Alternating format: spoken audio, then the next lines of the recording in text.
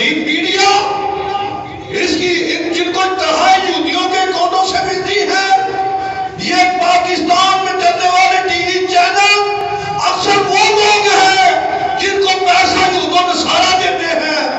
اب دیکھو نا لاہور ہے، جمعے کا دن ہے، ساری سڑکیں بند ہیں، اس طرف جائیں ساری سڑکیں بند ہیں، سمجھتے ہیں آپ؟ کوئی کسی اینکر نے بکواس کی، آج کوئی اینکر میڈیا میں بیٹھ کر اس نے بھی بکواس کی، سڑکیں بند، راستے بند، یہ کوئی انسانیت ہے؟ ایمبولنس کیسے گزرے گی؟ بچے تعلیمی اداروں میں کیسے جائیں گے؟ میں اپنے کاروباری مراکز میں کیسے پہنچوں گا؟ آج کوئی کتا بھونکا نہ، اور نبی کے غلام چند لمحوں کے لیے سڑکوں پہ آ جائے، یہ آپ میں سے باہر ہوتے ہیں۔ کیا مانا؟ یہ نبی کے ساتھ مخلص نہیں ہے، یہ حرام خور، حرام کے پیسے یہودیوں اور عیسائیوں سے کھاتے ہیں۔ اور پاکستان ہو، پاکستان اسلام کا مرکز ہو، لاہور داتا علی ویلی کی نگری ہو، سڑکوں کو میچوں کے لیے بند کر دیا جائے۔ لعنت ایسی حکومت پر، لعنت ایسی پالیسیوں پر، لعنت ایسے میچ کرانے اور میچ میں جانے والوں پر۔ دو دو گھنٹے نوجوان، دو گھنٹے نوجوان لائنوں میں لا کے اندر جا رہے ہیں، اور مسجد میں آئے، مسجد میں پہلا قدم بعد میں رکھتے ہیں، پہلے گھڑی دیکھتے ہیں، اوئے اللہ معاف ہوئے، اور میچ کے لیے پرواہی کوئی نہیں ہے۔ کیا فائدہ تیرے مسلمان ہونے کا؟ کس نام کا مسلمان ہے؟ اور کسی دور میں پورے پاکستان میں کہیں احتجاج ہوا؟ مسجد بند ہے، سڑکیں بند ہیں، اسپتال کے راستے بند ہیں، تجارتی مرکز پہ جانے والوں، رات کو اپنے سارے کاروبار سے فارغ ہو کر گزرنے والوں کے لیے راستے بند ہیں، کوئی احتجاج ہوا؟ اس کا مطلب ہے تمہارے دل میں، تمہارے پیٹ میں درد کسی اور بات کا ہوتا ہے، تمہیں اصل درد یہ ہے کہ پاکستان میں اسلامی نظام نافذ نہ ہو گیا۔ لیکن عرض کر دینا چاہتا ہوں، تم جتنی مرضی کھیل تماشے کر لو، قذافی اسٹیڈیم میں تم مار اڑ کے چوکوں پہ بھی کنجروں کو لگا کر ڈانس کرا لو، لیکن انشاءاللہ ایک بات یاد رکھنا، اب وہ وقت قریب ہے جب پاکستان کے تخت و تاج پہ اسلام آئے گا، انشاءاللہ اسلام آئے گا۔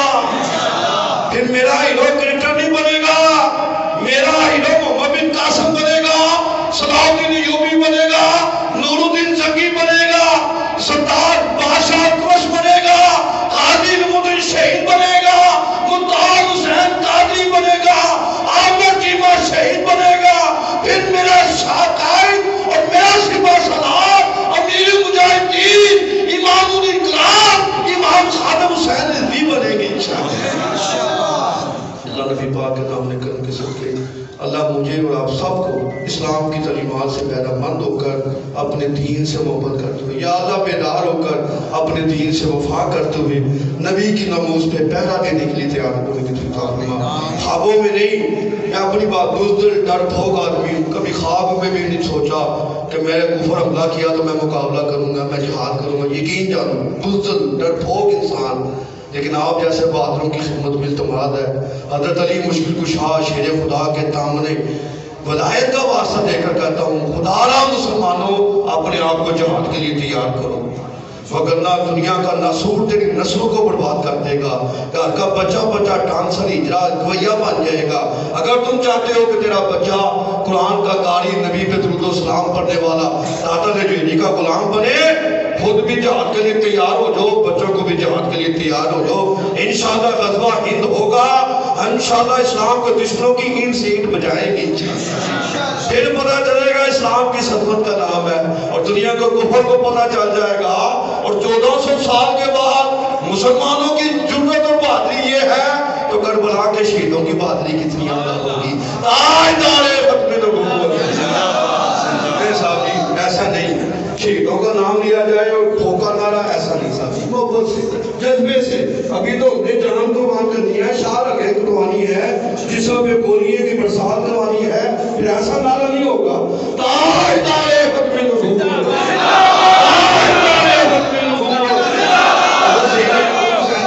سرکار کو عرصہ مقدس ہے، اس ولی کامل کی چوکھٹ کا واسطہ دے کر کہتے ہوں، ایسا نعرہ ہو से मुकद्दस पे सलाम करता हुआ दाता की चौखट पे जाए, गौसे आजम की बारगाह से होता हुआ इमाम आजम, और इमाम आजम की बारगाह से होता हुआ रसूल आजम इमामुल अंबिया की बारगाह का बहुत साले ताज तारे